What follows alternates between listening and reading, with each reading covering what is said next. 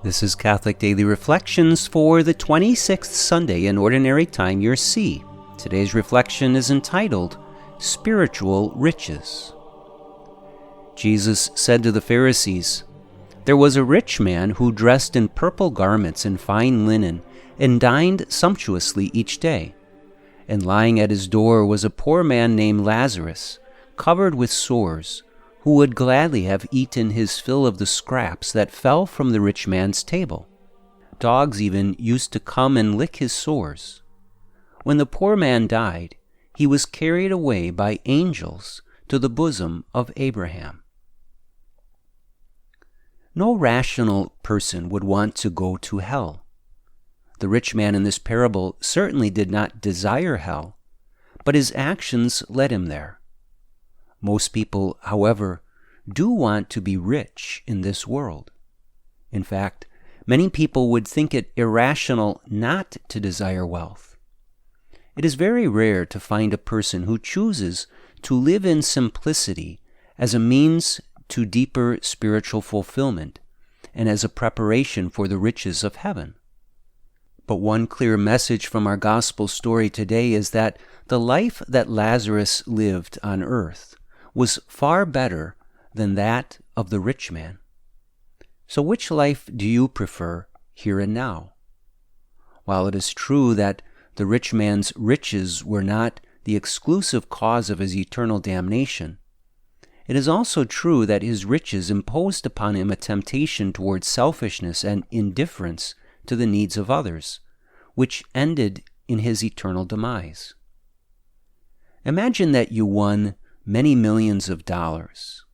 What would you do with it? As a good Christian, you might immediately profess that you would use the money for good, to help the poor and make a difference in the lives of others. What would the ideal response be to winning many millions of dollars? Would it suffice to give away 10% and then use the rest for yourself? Probably not. One thing that this parable teaches is that material wealth not only adds nothing of value to our eternal reward, it also adds much temptation to our lives.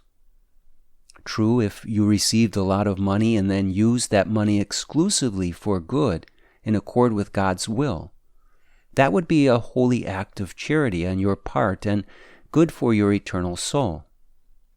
But doing so would be very difficult. It would be very difficult to resist the temptations that come from material wealth. Is it good to be rich? It is certainly good to be able to take care of your basic needs in life and those of your family. Having money helps you do that. But once our basic needs have been met, the money left over is far more of a temptation than it is a blessing. We have to believe that. And if you are among those who want to become rich so that you can help others, consider this scenario. If that is your motivation, and if you did win a large amount of money, would it be possible for you to continue living the way you are living now? Imagine staying in the same home, driving the same car, having the same lifestyle, and using all the money you obtained 100% for the glory of God and the good of others. That would be hard to do. But if you could do it, not only would it be good for others, it would be exceptionally good for your own soul.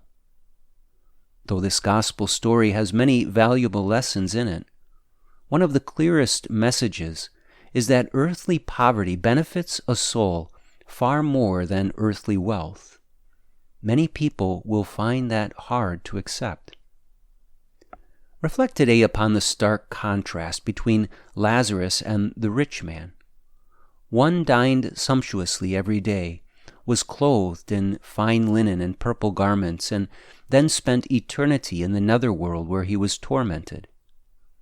The other longed to eat the scraps from another's table, had no home, was covered in sores, but spent eternity in heaven after being carried away by angels to the bosom of Abraham.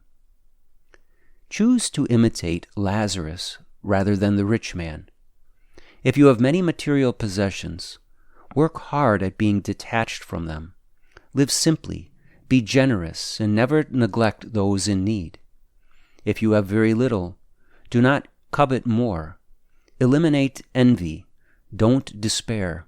Trust in the providence of God and rejoice that, like Lazarus, you are able to build up eternal riches within your soul that will remain with you forever. Let us pray. Lord of true riches, the spiritual wealth of true virtue, charity, faith, and hope are all that matters in life. Material possessions mean little in this life and are a source of many temptations.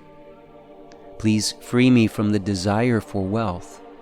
Free me from greed, selfishness, and envy. Fill me with the spirit of detachment and generosity, and help me to build up true treasure in heaven. Jesus, I trust in you.